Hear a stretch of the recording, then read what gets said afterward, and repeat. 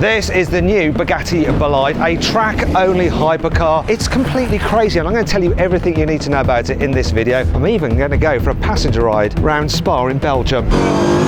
Whoa! Oh, I think it's going to be pretty intense. Now you might think this car is based on the Chiron. It's not. It's got a completely bespoke chassis created by a team called Dallara. They make Formula 2 cars, and the idea is that this meets the FIA standards for Le Mans hypercars. Now crash testing for track-only hypercars is quite different than for road cars. Reason being, they have to be able to absorb much greater impacts because of the speeds that these things are actually doing out on the track. For example, the Bolide's carbon fibre monocoque can withstand 12 tons of crushing force on its roof, and the crazy X-Wing style rear bodywork can take 6 tons of force in case you have a rear end shunt. Even the headrest supports are able to cope with 700 kilograms pushing down on them, and all these components had to be engineered from scratch exclusively for this car. Now what is shared with the Chiron is the engine, so it's an 8-litre quad turbo. It's the one, the Bugatti Chiron Super Sport. So you've got 1600 horsepower, 1600 newton meters of torque, driving all 4 wheels via a 7-speed dual clutch automatic gearbox. It has straight cut gears. One of the things about this car is it's lighter than the Chiron. Dry weight is 1,450 kilograms. Add in fluids and a driver, you're talking 1,600 kilograms, so your power to weight ratio is 1,000 horsepower per ton. So it's going to be pretty quick, and we'll find out exactly how quick this thing is capable of out on the track in a moment when we fire it down the Kemmel Straight. What speed will we get to?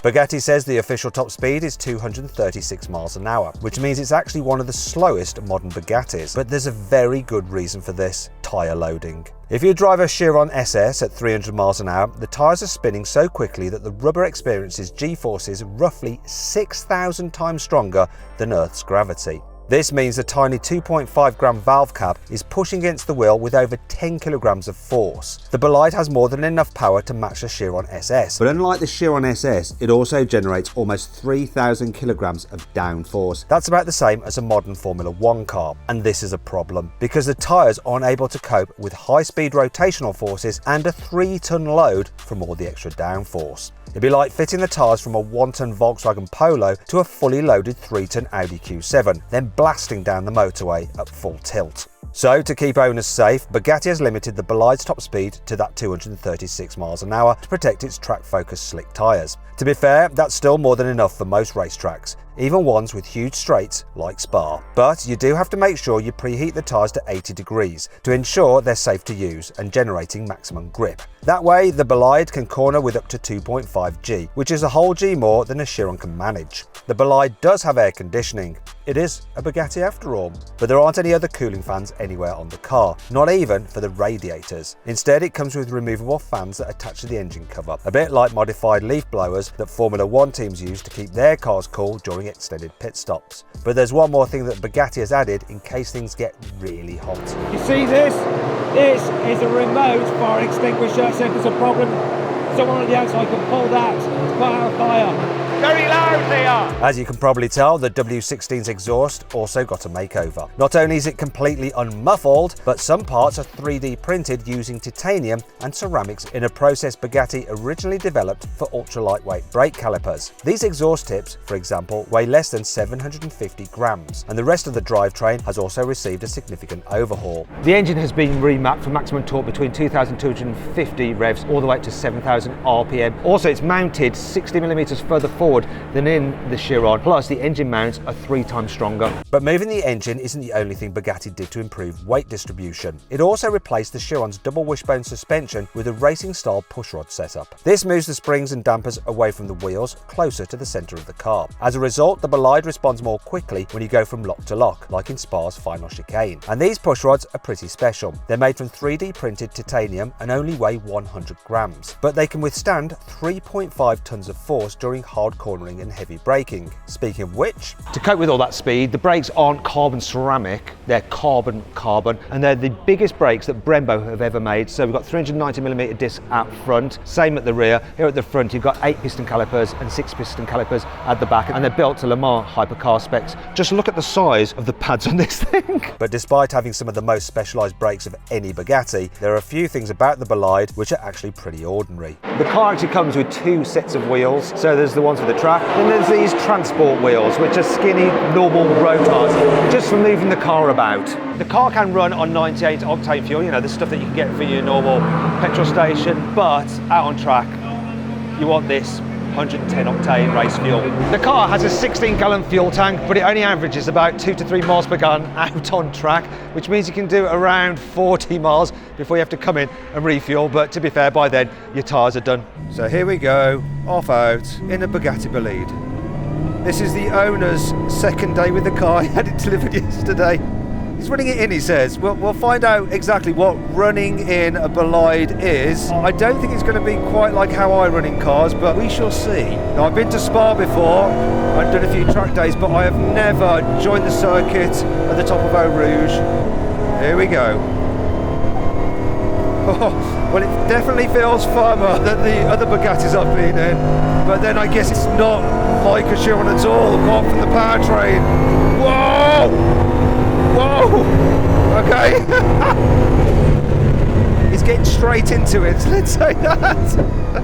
So flat through the corners. Gotta remember, it's still quite a heavy car, 1,600 kilograms with the driver.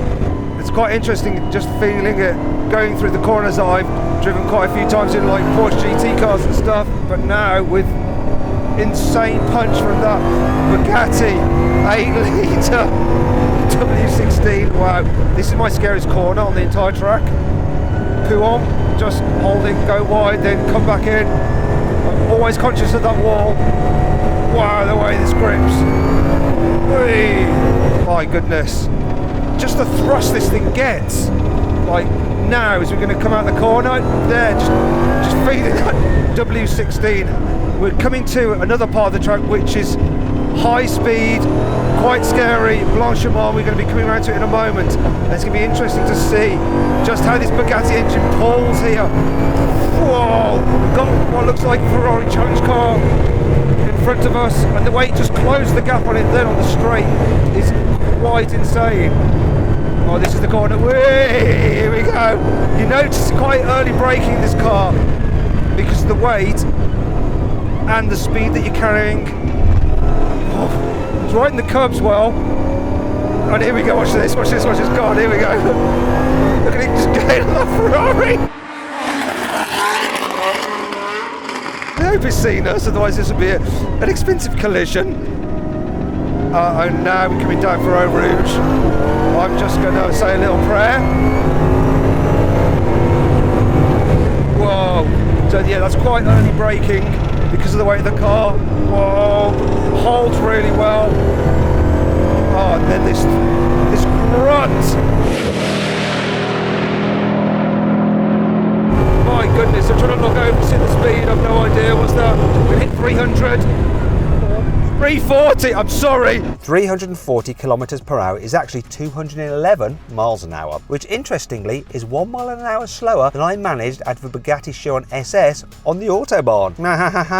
Anyway, the Chiron just wouldn't be as quick as the Bolide round this track. In fact, it's starting to mess with my head. Looking away from the track has made me feel slightly disorientated. What's really strange about this is just the time between the corners is so much shorter than anything else I've ever been in on this track. It's just straights just over so soon. I think the driver's getting into his stride now. I dread to think the speed we're going through there. Normally when you're on a track, it can hide the performance of a car, but this car just has so much power that it doesn't matter. I'm not even driving this thing, right? And I'm going to need a break and a sit down after this. Oh, we've got a red flag. Right, I feel all a little bit discombobulated now. So the driver's just telling me that when we were out, the brake's got up to 650 degrees centigrade and they need to be cooled down to 350, but we've got a red flag and we've got to go in. We need to get them down to that temperature before we go in, otherwise we'll damage them. So what temperature are we at now? That was so quick. We're talking like about 400 meters and they dropped 300 degrees. So the owner says he's only had it for a day, so he doesn't actually know the cost of it yet. But that'll come in sure enough. But every part of a Bugatti is bound to be expensive because each car is a multi-million-pound investment. This Bolide, for example, costs around £4.2 million after tax, and Bugatti will only make 40 of them. But it's more than just a billionaire's track toy. It's also the last hurrah for Bugatti's iconic quad-turbo W16 engine, which is getting replaced by a bonkers naturally aspirated V16 in the new Tourbillon hybrid. But based on my passenger ride, that engine has a lot to live up to. That was quite an experience, just feeling the performance of that engine. I've not been on Spa in anything like that. Just the way it builds power. What an experience! Whew.